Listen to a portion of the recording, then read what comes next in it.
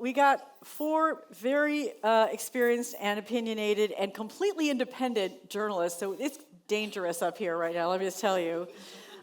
This was kind of my dream to be able to welcome my friend Laura Holston. You look so far away. I'm close at But heart. close at heart, yes, thank you. Laura and I worked together at the New York Times, covering Hollywood, where we did a lot of damage, broke a lot of stories, had a lot of fun, and then she went on to stay at the Times, and she has just left after 26 and a half years. Yeah, and 4 days, 6 hours, and just kidding. Exactly, and we can talk more about that. Welcome Oliver Darcy, who's a new friend, who's also a newly liberated journalist from mainstream media, who's just started his own media company called Status News, which you've all signed up for. Welcome. Thank you. And we got him out here from New York, and he is mentally typing his newsletter in the back of his head while we're sitting on stage, I'm pretty sure. I was actually typing it. You were actually, so you did, you had your laptop I did have backstage. it, yeah. Exactly. He's always on deadline, so any minute you get with him is great. And welcome to Adam Lashinsky, who I've known for many years, one of the most respected tech journalists that came down from Silicon Valley today. Thank you so much. Thank you. Was the executive editor of Fortune, still runs Fortune Tech. Nope, do not. Tech Brainstorm, what am I calling it? Fortune Brainstorm Tech did it for many years. Many years.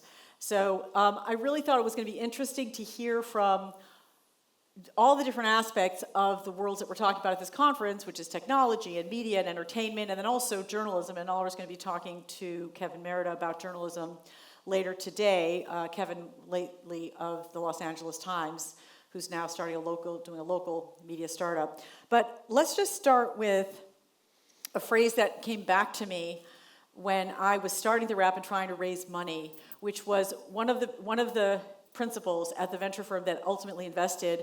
We were at breakfast, and I'd gotten a lot of no's, needless to say, and he looked at me and finally goes, "Oh, I get it. You're monetizing your Rolodex." Do I need to know what a Rolodex is? You guys know what that is. Okay. So a Rolodex.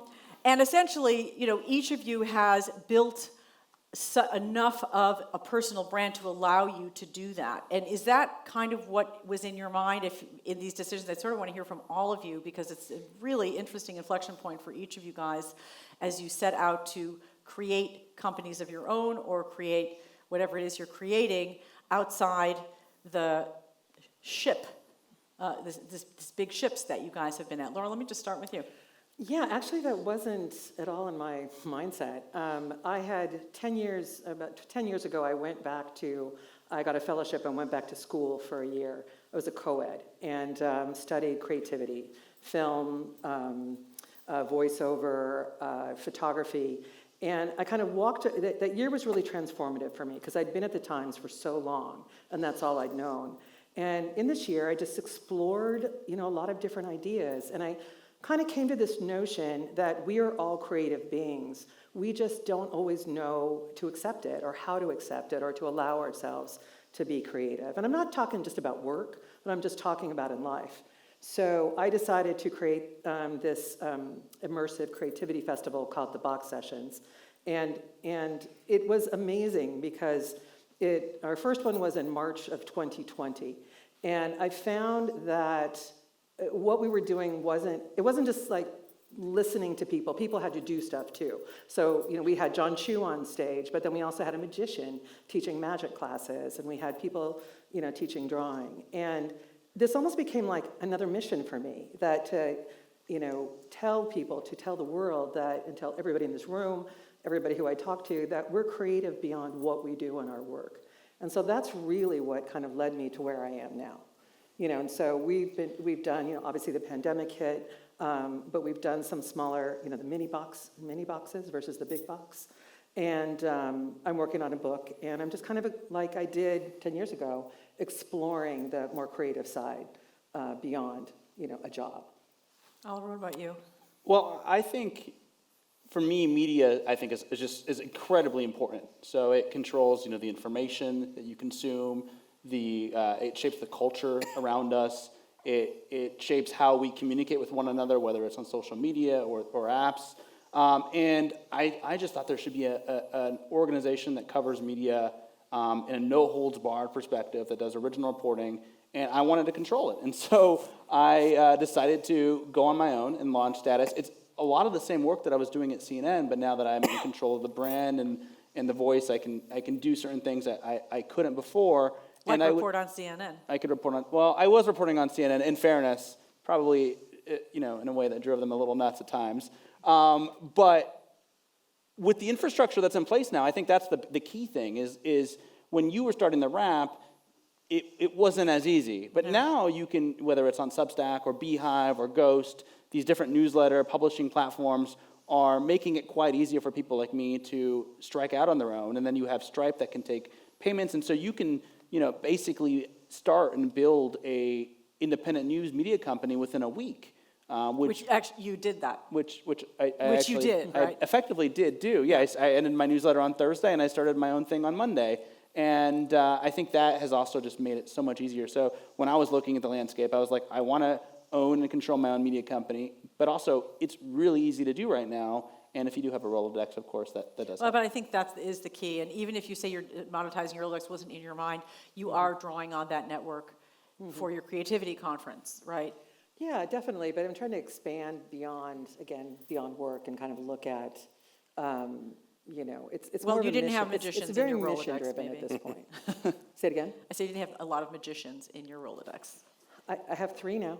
So yes, I have a lot of magicians. But they disappear, what can you say? Ooh, ba-dum-bum. Adam. Well, I may be the least conforming to any trend in that I was with Fortune for a really long time, and Fortune was an amazing platform that let me do many, many different entrepreneurial things while I was still at Fortune. I was a regular contributor to Fox News. I ran our conferences. I wrote 2 books. They were very generous with me. And but I love being a journalist, and I reached a point at Fortune where I decided that my journalism to bullshit quotient was too low, and I wanted to get my journalism to bullshit quotient as high as possible in my life. Less bullshit, more Correct, journalism. more journalism. Like, I think it's immature to think that you can have 0 bullshit in any job, in any career, but I wanted that bullshit number to be as low as possible. So I quit. But I do, everything I do is for mainstream media. I write a column for the Washington Post. I've done stuff for the Financial Times. I'm writing a book review for The Economist right now. So, God bless you for being an independent journalist. I think that's an interesting question because when you think about like mainstream media, I don't even know where TheWrap would fall. I mean, we follow very mainstream principles in our reporting, as everybody here knows. And Oliver, you definitely follow mainstream outdated and obsolete and anachronistic principles like calling the other side for comment and checking your facts. I think, part of my belief in starting TheWrap was that we needed to bring that into the digital age and didn't really kind of grok everything that was going to come with that. But I do also want to say, like, the idea of having that freedom is both liberating but also can be really scary.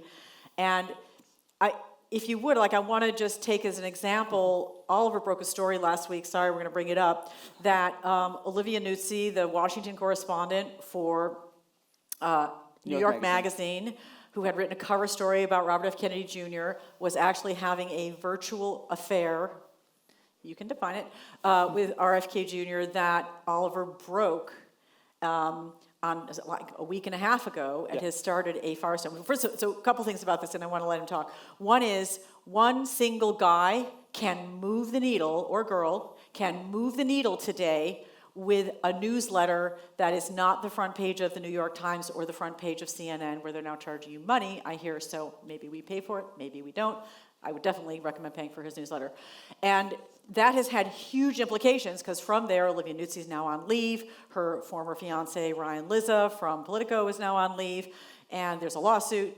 So talk about, what was that like, breaking that story by yourself? Yeah. And Olivia was a friend of yours. I was going to add that as well. Yeah. So it was,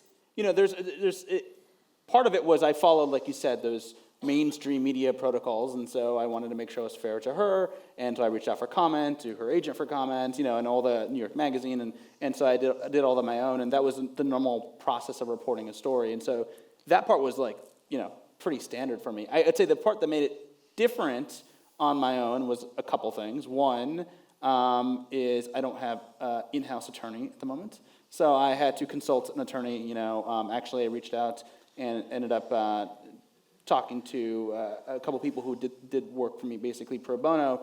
So that was one thing, because if you're dealing with a sensitive story like this, you want to make sure you're legally buttoned up. And the second thing too was, I guess like when you are at a mainstream media organization, you do have a network, a safety net of people who are checking everything. And so when it's you by yourself, it is a little different to push that publish button and to let it fly out into the world. And with a newsletter especially, it's a little different even than publishing online, in that like you cannot edit it. There's no like correction that you can really do afterward, right? Like it is in people's inboxes. Once you hit send, it is gone, and you can edit the web version, but it's gone out to many thousands of people.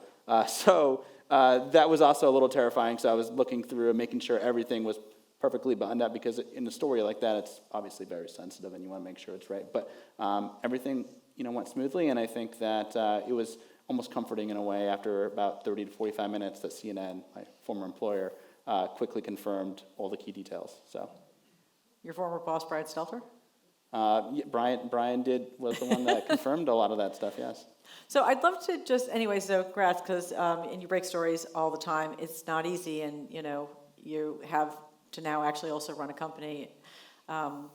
Thinking about Adam's notion about bullshit to journalism ratio, you have to do the journalism. Yeah, but I would say it does. It's starting to matter less and less where the news breaks, as long as people trust you. If they do trust that you are have a good track record of reporting accurate information. If I publish it on my brand new website and newsletter, or if it's published on CNN, like I don't really know if there was any difference if I had published that story at CNN. I think it would have had the same exact impact as it did when I published it on my own. And I think that's really representative of this changing media environment.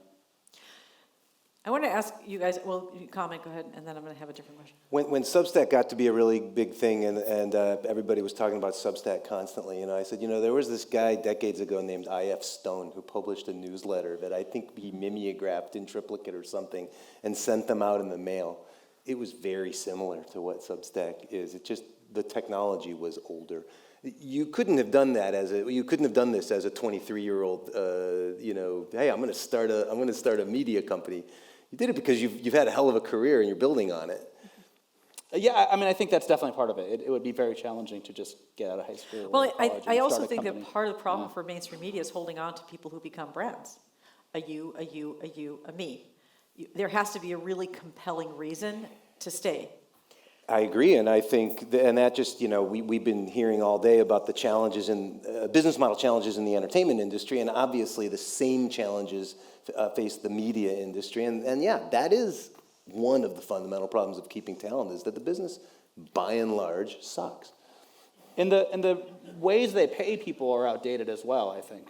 So if you can go on Substack and have revenue, take most of the revenue, they take 10%, you get 90%. Or even if you go to an outlet like Puck, which just started, and they'll give revenue share and equity, mainstream media outlets are not compensating in the same way. And so, if you're a YouTube creator, you get a cut of the revenue that YouTube gets on the ads, right? I think that as media companies, particularly television companies, like my former employer, think about giving haircuts to television anchors, they're also going to need to figure out how to incentivize digital creators.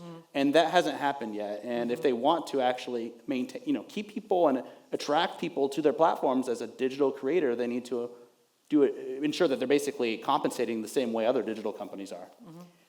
For a long time, you would hear, at least I would hear in the industry of that, can journalists be entrepreneurs? And, do they have, they're working in companies or whatever.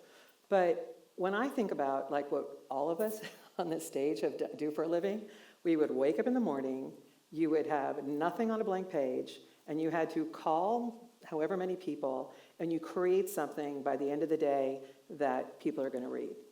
To me, that's the very essence of entrepreneurship. is you start with nothing and you make something.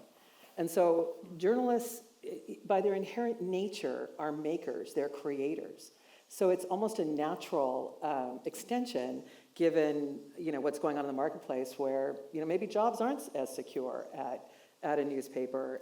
To me, it's very logical that people are starting their own things. And I know, Sharon, you have other topics you want to talk about. I don't want to be the skunk at the garden party, but I just want to say that I collaborated with teams for 25 years, and my journalism career would not have been what it was, if I hadn't done all that collaboration with my teammates. That's They part of the made conundrum. amazing contributions to my journalism. I was not some guy out there, but I was the guy who got the byline, because that's the way it went. But anyway, I feel very strongly but that's about a that. really good point. And that's one of the reasons I started TheWrap, is I wanted a place for people to learn how to do journalism, because I saw back in 2008, when I was raising money and thinking about this idea, it was like the land of the bloggers. And I just thought, okay, newspapers are so slow. They're so sleepy and dusty, and can be outrun by a minute in a blogger, whether it was Gawker or somebody who was, in their bathrobe in the classic sense. And I just thought, how are we going to preserve journalism?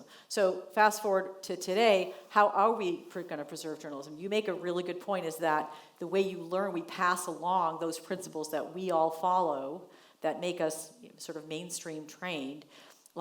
Where will those get passed along as we continue to see the destruction of so many very long-standing publications? The one, the New York Times, obviously, Laura, is one of the success stories. I'm not asking you to talk about their economics of the paper, but I guess I do want to ask you, because you spent so much time there, and you really have been a witness to a lot of change over that time. What is it that you're observing about journalism and how it's being done today at the mainstream versus sort of out here where? Well, I think at a lot of these larger organizations, whether it's the Washington Post or the Wall Street Journal, they're investing not just in writing, but they're investing in video, and they're investing in experts that understand TikTok and social media. And at the Times, they've hired some people who understand, are learning and are teaching people in the newsroom about AI. So I think the idea is, if you're going to stay relevant, you have to, be relevant in the moment. You can't just say, "Oh no, that's too hard. AI is hard," or you have to kind of see how you can use these things to further the report. And there was, and I've seen in stories, which I haven't seen even 6 months ago, where they will credit AI, support, if you will, and pulling together facts for a story, and again, to make it factual, probably faster than a human could do. So in that sense, I think if, handled well, and handled with, earlier today you guys were talking about AI and ethics and it being an important thing. If people take these new technologies, and, layer them over the kind of the more, quote, traditional reporting of going out and talking to people, I think it's pretty powerful. And they're going to survive, and that's why the Times has survived. It's been very smart about that. They'll move on a dime. Now they're doing reporter on camera, right? And you'll see those videos are on the homepage now. That wasn't happening, 8 months ago. Mm-hmm. Those are all really super new. Mm-hmm. New York Times and the Journal are kind of unique success stories. Economically, the Post is really struggling. CNN is really still looking, not looking at you because you worked at CNN, but CNN is really very unclear what their strategy is with this. Their audience has just gone down, down, down. I don't know. How is Fortune magazine doing? I'm not sure I know. I'm not sure I know either. But when I left, it had become a very large conference business with a magazine attached on the a tail. 6 times a year magazine attached to it. 6 times? Yeah, that was and that was one of the and most of the people who did long form meaty features that took 6 weeks, my God, to produce a story were gone. So, but anyway, I haven't paid careful. It's owned by a Thai billionaire, and so right. Anything that's owned by a Thai billionaire or by any billionaire really is you don't know what you don't know. Yeah. I think you hit on something though when talking about wanting to train journalists, right? And so I think the smart news agencies are recognizing the talents of each generation and then really cross-pollinating. So, I mean, I remember, as a writer at the Times, and there were younger writers would sit near me, and they would like listen to me do an interview. And they would, learn the good, the ugly. She gives a very good interview, though. We know. Yeah, thank you. But it was a way for them, I think that close proximity to different people with different experience levels is really necessary, actually, for any companies to succeed. I mean, I think Hollywood companies, you just can't have one type of person because you're not going to grow. Right. For that, you need people to show up to your newsroom, too, which is sometimes hard to do. Are you pessimistic, optimistic about the state of journalism? And by the way, the Olivia Newsy story was really depressing to me. It was really depressing as a journalist. As a depressing, yeah. I'm mostly cynical, I'd say, but there are some things that give me hope. But I do think, like when we think about like news outlets struggling, I think one of the things is that a lot of news organizations seem to have lost respect for the audience on a couple fronts.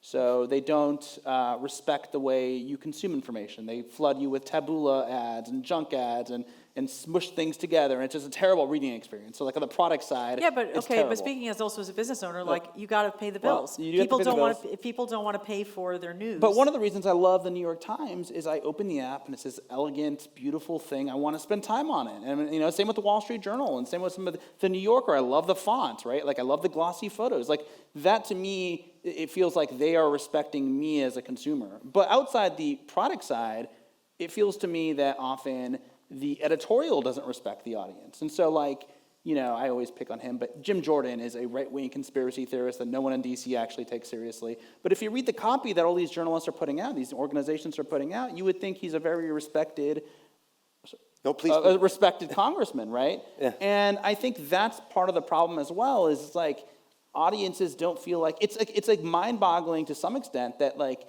ABC News is getting all this praise for doing the very bare minimum of fact-checking insane claims from Donald Trump at the debate. Like, this is what audiences want. They want authentic, real news that holds power to account. And often it seems like news organizations are really not delivering that. And so it's not striking to me when you see them rebel and not want to pay for it. I just want to say I'm super optimistic. Okay. We are craftswomen and craftsmen in a craft. The craft's been around a really long time. The craft is going to be in demand and is going to be around for a very, very long time. I also take a long view. If you study the history of only American journalism, before Watergate, before this golden era of American journalism where the business model was amazing and the money was flowing, there was always a ton of crap journalism. There were 12 tabloids in one city stealing articles about dead people and all sorts of nonsense. And there was some good quality journalism. There's always been crap. There will always be crap. There's a lot of crap now. There's a lot of quality journalism now. Not minimizing our problems, tons and tons of problems. But I'm really optimistic. I think the challenge, though, is there's so much misinformation right now. Yes. And it spreads so quickly that you didn't have that, 50 years ago. You probably didn't have that 15 years ago, right? And that to me is, I think, one of the real dangers to journalism is that people just they don't know what to believe what's true anymore. They don't know what's true.